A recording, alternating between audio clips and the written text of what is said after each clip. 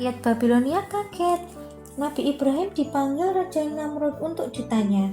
Nabi Ibrahim berkata bahwa yang menghancurkan adalah si patung yang terbesar. Terus malah Raja Namrudnya bilang, ya tidak mungkin lah sebuah patung bisa melakukannya. Terus katanya Nabi Ibrahim, lah sudah tahu gitu kan, patung kan gak bisa ngapa-ngapain, kenapa masih dianggap Tuhan, kata Nabi Ibrahim. Terus Raja Namrudnya malah marah, gimana ya ini gitu. Akhirnya rakyat Babilonia marah dan berniat untuk mau membakar Nabi Ibrahim yang itu tadi hidup-hidup. Mereka mengumpulkan kayu bakar, lalu dikobarkannya api yang sangat besar. Apinya besar.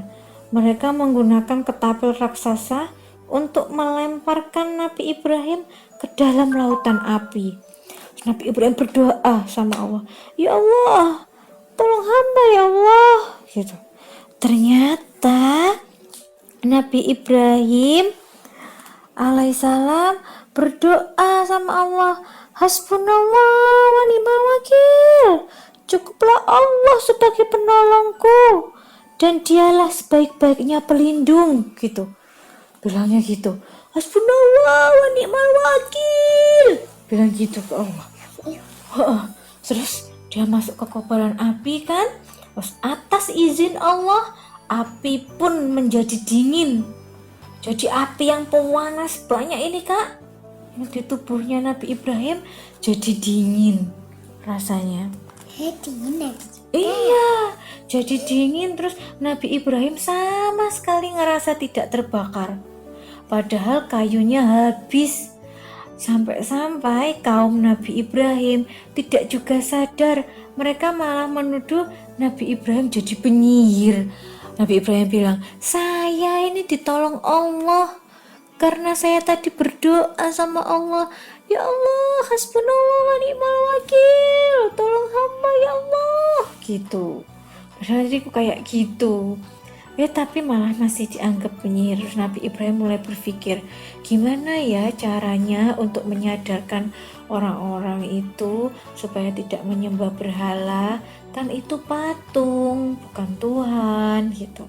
Tadi kan yang pertama kan sudah yang patung besar diemin tadi, terus yang dikira patung kecil-kecil itu di ini sama apa namanya, sudah nggak percaya kan sebenarnya sama patung-patung yang kecil tadi itu. Kalau patung-patung besar, patung besarnya menghancurkan patung kecil. Terus sudah Nabi Ibrahim juga sudah dibakar hidup-hidup, terus tiba-tiba badannya merasa dingin, masih saja nggak percaya kalau Allah itu ada. Gimana ya caranya? Akhirnya Nabi Ibrahim meninggalkan kaum Raja Namrud tadi. Nah, karena meninggalkan kaumnya, Nabi berhijrah. Nabi Ibrahim menikah dengan Sarah dan melahirkan anak bernama Ishak dari istrinya yang bernama Hajar. Nabi Ibrahim mendapatkan anak bernama Ismail. Panas!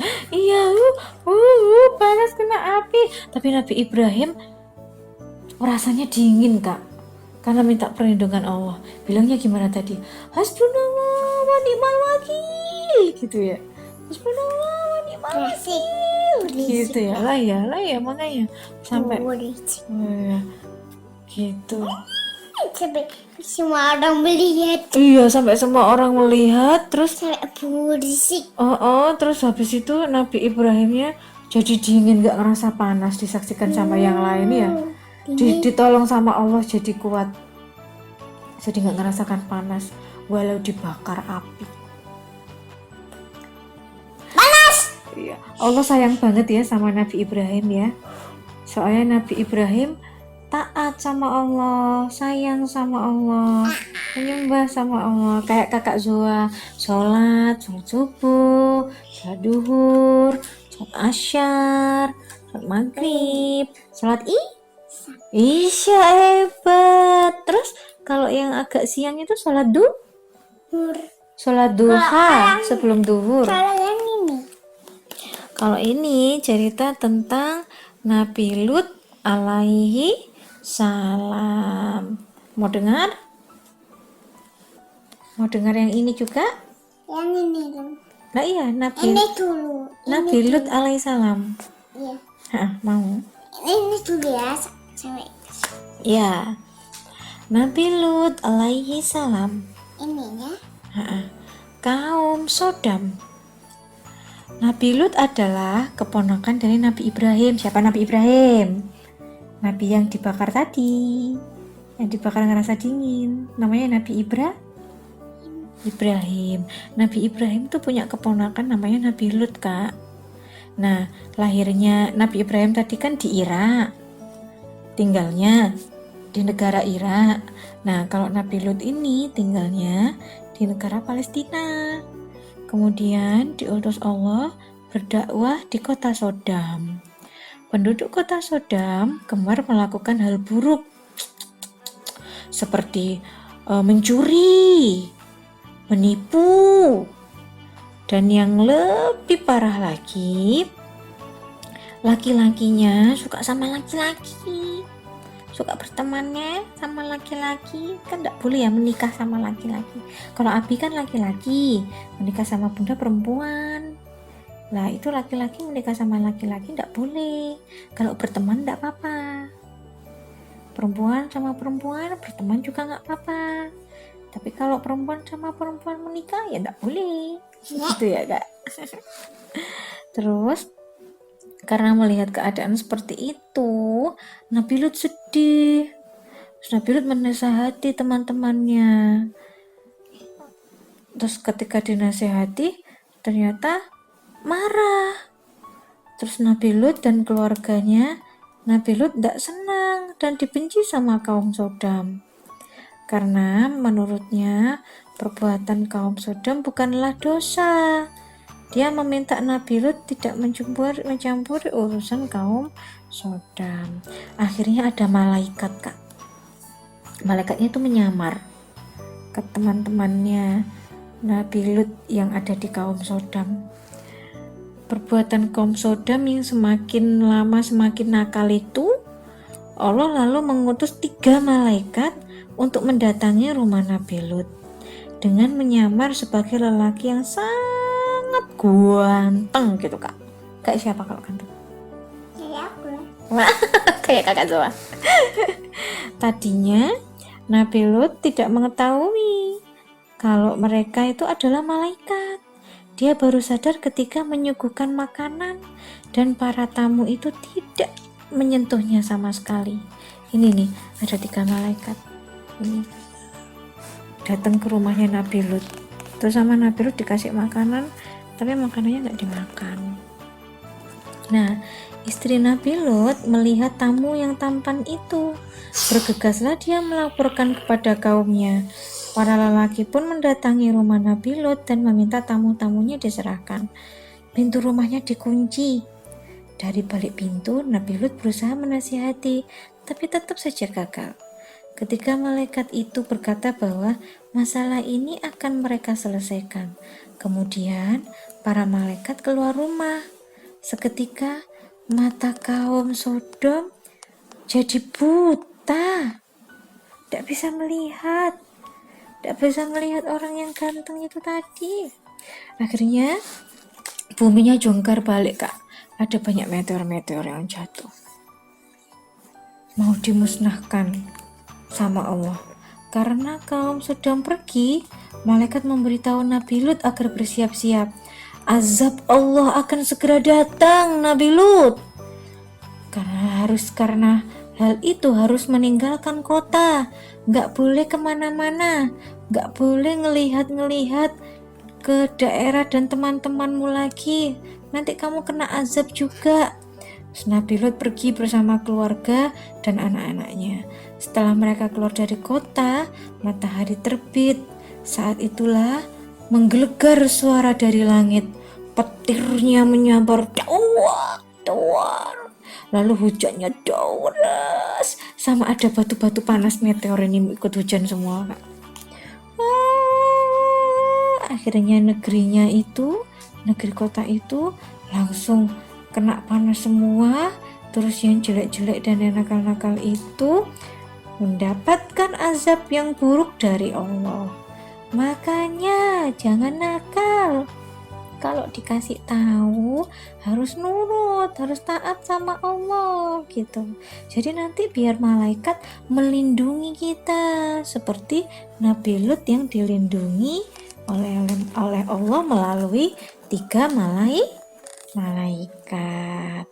Oke, udah selesai cerita Nabi Ibrahim dan Nabi Lut. Sekarang ditanya ibunda, Nabi yang dibakar sama api tapi merasa dingin Nabi siapa? Lain. Ibrahim. Kalau Nabi yang ada hujan meteor, negaranya dihujani hujan meteor, Nabi siapa? Nabi Lut. Lut. Nabi Lut. Oke, sadaqallahul azim. Masih ada lagi. Masih ada lagi. Siapa ini? Ini aja loh, sebentar kakak kan belum. Nabi Yunus diutus Allah pada penduduk Ninawa, penduduk di negara Irak. Loh, negara Irak sama kayak Nabi Ibrahim alaihissalam. Penduduk Niwana kala itu menyembah patung, sama kayak Nabi Ibrahim ya, sukanya menyembah patung sama menyembah berhala ya kak ya. Nah, Nabi Yunus mengajak mereka beriman kepada Allah, tetapi sia-sia. Seruan Nabi Yunus ditolak sama mereka. Sudah, tidak mau sama Yunus katanya gitu. Terus Nabi Yunus tetap sabar, tidak apa-apa, tetap taat sama Allah, tetap nurut sama Allah. Akhirnya puluhan tahun berdakwah, hanya 2 orang yang mengikuti ajakan Nabi Yunus. Dia sedih dan putus asa sampai akhirnya meninggalkan kaumnya itu.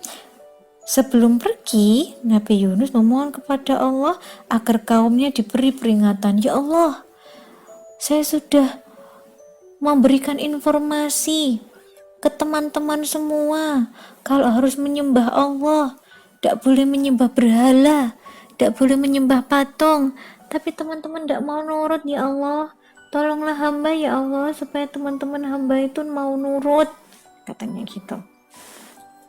Akhirnya setelah Nabi Yunus meninggalkan kota Madian, tanda-tanda datangnya peringatan oleh Allah berupa bencana alam mulai tampak. Ada awan hitam panas menutupi langit. Wow, kota Madian menjadi gelap sekali. Terus penduduk Madian panik. Lalu ingat apa yang pernah dikatakan sang Nabi. Mereka langsung bertaubat dan memohon ampun kepada Allah. Ya Allah, maafkan hamba ya Allah. Hamba tidak nurut sama Nabi Yunus ya Allah. Akhirnya Allah pun mengampuni mereka dan azabnya gak jadi turun.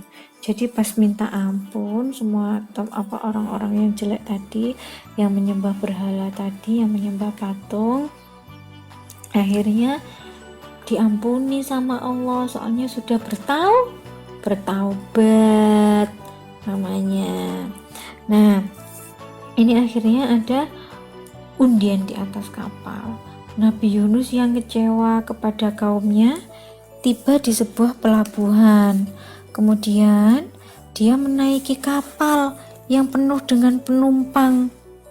Sampai di pelabuhan ini kapalnya penuh dengan penumpang. Nah, kemudian dalam perjalanan kapalnya itu terombang-ambing. Ada badai yang sangat tinggi sampai nyaris tenggelam kapalnya. Semua penumpang kapal sepakat membuat undian. Siapa yang namanya keluar harus terjun ke laut karena kapalnya ini kebanyakan orang. Jadi harus keluar pokoknya, gitu katanya. Terus Nabi Yunus ternyata pas diundi namanya Nabi Yunus yang keluar. Begitu tahu Nabi Yunus adalah seorang nabi, para penumpang takut membuangnya ke laut. undian utuh pun mereka ulangi. Ternyata nama Nabi Yunus lagi yang keluar. Loh, akhirnya Nabi Yunus mau gak mau harus terjun ke laut. Saat itu tidak jauh dari kapal ada seekor paus yang besarnya itu melebihi besarnya kapal. Itu sedang mondar mandir di sekitarnya kapal yang pas ada badai itu. Nah, begitu Nabi Yunus itu terjun ke laut, langsung dihap gitu sama ikan paus yang besar itu tadi. Di dalam tubuh paus, Nabi Yunus tetap utuh berhari-hari. Beliau berada di dalam perutnya ikan paus. Nah, Nabi Yunus terus berdoa kepada Allah sehingga Allah memaafkan dan meminta ikan paus itu berenang ke pinggir. Jadi ikan pausnya ini malah mengantar Nabi Yunus ke pinggir. Jadi Nabi Yunus gak perlu berenang jauh-jauh sampai capek, tapi malah diperintahkan oleh Allah, "Hai paus, antarkan Nabi Yunus ke tepi ya, karena Nabi Yunus ini adalah hambaku yang taat," katanya gitu. Terus akhirnya sama pausnya, "Oke bos, oke Allah, aku akan mengantar Nabi Yunus. Aku akan mengantar Nabi Yunus ke tepi." Akhirnya Nabi Yunus selamat dan semuanya diampuni oleh Allah. Oke, sekarang ditanya Bunda, Nabi yang ada hujan meteor, Nabi siapa?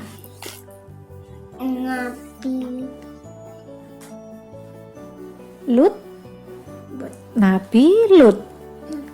Kalau Nabi yang dibakar hidup tapi merasa dingin? Nabi Ibrahim. Kalau Nabi yang dimakan ikan paus? Nabi Yunus. Pintar. Lagi? Masih mau lagi? Nabi siapa ini? Siapa yang membelah laut? Yang tongkatnya bisa membelah laut. Nabi Musa. Pintar. Ini Naik apa? Bukan naik. Ini tuh membelah lautan gini kalau lihat. Kayak naik batu ini yang membelah lautan. Tongkatnya diberi keajaiban sama Allah agar bisa membelah lautan, sama bisa berubah menjadi ular raksasa. Lupa ya ceritanya ya. Ini apa? Ini Raja Fir'aun. Marahi. Iya. Membelah lautnya besar. Terusnya nakuti anak-anaknya. Iya, semuanya dipatok sama ular raksasa. Dari tongkatnya Nabi Musa yang bisa berubah jadi ular raksasa. Mau diceritain ulang? Ya. Nah, Nabi Musa alaihi salam. Nabi Musa alaihi salam itu tinggal di negara yang ada raja yang bernama Fir'aun di negara Mesir. Nah, Raja Fir'aun ini sangat kejam. Jahat ini Raja Fir'aun yang ini nih Kak. Jahat ini Raja Fir'aun. Nah, si Raja Fir'aun ini marah sekaligus takut karena Raja Fir'aun itu selalu bermimpi akan ada anak laki-laki dari Bani Israel yang akan mengalahkannya gitu. Karena Raja Fir'aun itu takut sama mimpinya, Raja Fir'aun mengutus semua warganya, rakyatnya untuk menghanyutkan semua anak laki-laki, jadi adik bayi yang laki-laki itu disuruh dibuang ke sungai sama Raja Fir'aun. Soalnya Raja Fir'aun itu takut adik bayinya itu nanti bisa ngalahin Raja Fir'aun di kemudian hari gitu, takut. Lah kok ternyata Nabi Musa yang anak laki-laki itu malah ditemukan sama istrinya Raja Fir'aun. Terus istrinya Raja Fir'aun malah sayang sekali sama Nabi Musa. Akhirnya diangkat jadi anak. Terus Nabi Musa jadi warganya Raja Fir'aun. Nah, suatu hari Fir'aun tahu, oh ternyata dulu anak kecil yang seharusnya aku hanyutkan itu harusnya Nabi Musa gitu. Ketahuan kalau Nabi Musa itu adalah utusan Allah, yaitu Nabi gitu kan.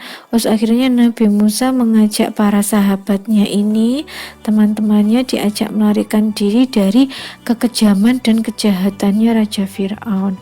Ayo ikut aku, ayo lari kemana Nabi Musa? Lewat sini katanya. Di sini kan lautan, kita nggak punya kapal. Terus Nabi Musa langsung berdoa sama Allah, ya Allah, tolonglah kami ya Allah, kami ingin melewati lautan ini ya Allah, atas izinmu ya Allah, biarkanlah tongkat ini mampu membelah lautan. Akhirnya langsung tongkatnya dicuing, tongkatnya ininya dicuing sama Nabi Musa. Akhirnya bisa membelah lautan gitu. Terus Nabi Musa dan teman-temannya ngelewati tengah lautan. Nah, terus habis itu ternyata sudah membelah lautan. Yang mengikuti sahabat-sahabatnya ngikutin Nabi Musa di belakangnya sini. Jadi pas Nabi Musa sudah nyampe pinggir sama teman-temannya, akhirnya yang ngikutin tadi itu hanyut karena pas Nabi Musa sudah di pinggir, lautnya ditutup sama Allah. Gitu. Akhirnya semua hanyut dalam laut yang jelek-jelek tadi. Yang pintar-pintar, yang rajin sholat, rajin berdoa sama Allah, rajin murojaah, selamat semua sama Allah. Ternyata di pinggirnya sana, di tepi pantai yang sebelah seberangnya, sudah ada Raja Fir'aun dan anak-anaknya dan teman-temannya yang jelek. Akhirnya, ya Allah, tolong hamba lagi ya Allah, berikanlah hamba mukjizatmu ya Allah gitu. Akhirnya tongkatnya Nabi Musa berubah jadi ular raksasa dan ular buahnya terus mematuk semua teman-temannya Raja Fir'aun yang jelek. Ditembak dur sama ular gitu. Shadaqallahul adzim.